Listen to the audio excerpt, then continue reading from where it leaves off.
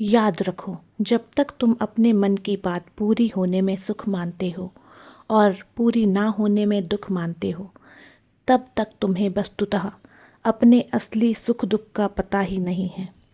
सुख तो वह है जो सदा रहे, जिसका आधार कोई बाहरी वस्तु ना हो, जो अपनी चीज हो और जिसमें एक रास्ता हो तथा जो आत्मस्वरूप हो। यही यथार्थ सुख है। इस सुख के अभाव का जब ज्ञान हो जाता है, तब सुख के नाम पर होने वाले दुखों से मनुष्य अकुला उठता है।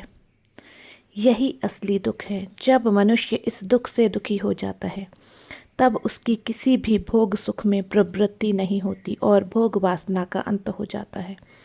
संसार के प्राणी पदार्थों से अरुचि हो जाती है।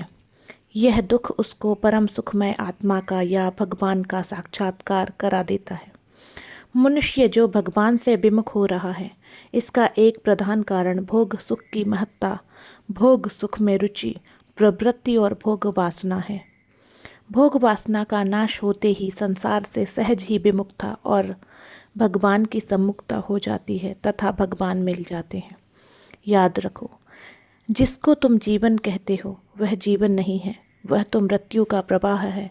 शिशु अवस्था मर गई, कौमार आ गई, कौमार अवस्था मरी, जवानी आई, जवानी मरी, बुढ़ापा आया। कोई भी अवस्था स्थायी नहीं है। प्रतिक्षण परिवर्तन हो रहा है, प्रतिक्षण विनाश हो रहा है। गंगा की धारा बहती दिखाई देती है, पर प्रतिक्षण सतत जल वहाँ जा रहा है। जो बह गया वह नहीं है, नया आ गया। यह परिवर्तन ही मृत्यु है, और जो मृत्यु है उसे जीवन कहना या मानना भ्रम है।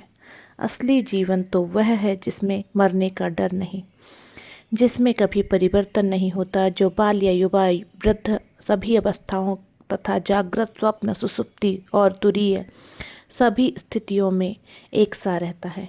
शरीर तो हाड़ मांस मज्जा मेद तथा मल मूत्र का थैला है, नष्ट होने वाला है, प्रतिक्षण नष्ट हो ही रहा है। इसमें जो मैंपन आ गया है, इसी ने असली अमर जीवन से विमुख करके तुमको भ्रम में डाल दिया है। भ्रम का नाश होते ही आत्मा का प्रकाश हो जाता है तथा नित्य और अमर जीवन की जो तुम्हारा स्वरूप है प्राप्ति हो जाती है। याद रखो, इंद्रियों के साथ अनुकूल भोगों का संबंध होने पर जिस सुख भोग की प्रतीति होती है, वह वास्तविक सुख नहीं है।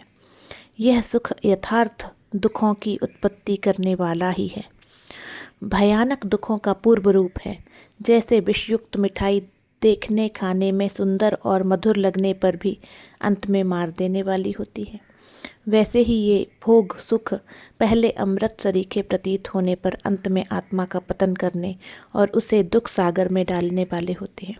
इसलिए इन भोग सुखों को दुख रूप मानो और इनकी चाह को मिटाकर भगवान की चाह करो। यह निश्चय मानो, इनसे कभी दुखों का नाश नहीं होगा। इनकी प्राप्ति अभाव को मिटाएगी नहीं, वरम बढ़ाएगी, और इनके संयोग का कभी अंत नहीं हो जाएगा। ये सभी अनित्य और दुखमय हैं। इनसे संबंध तोड़कर इनका सदुपयोग करना सीखो। याद रखो, भोगों के और इंद्रियों के वश में ना होकर राग द्वेष को निकालकर जब तुम मन, इंद्रिय और शरीर को अपने नियंत्रण में कर लोगे और पूर्ण नियंत्रित इंद्रियों के द्वारा विषयों का यथाभोग्य भगवत सेवा में सदुपयोग करोगे, तब तुमको भगवत प्रसाद का स्वाद आएगा। तुम्हारा चित्त प्रसन्न या निर्मल हो जाएगा।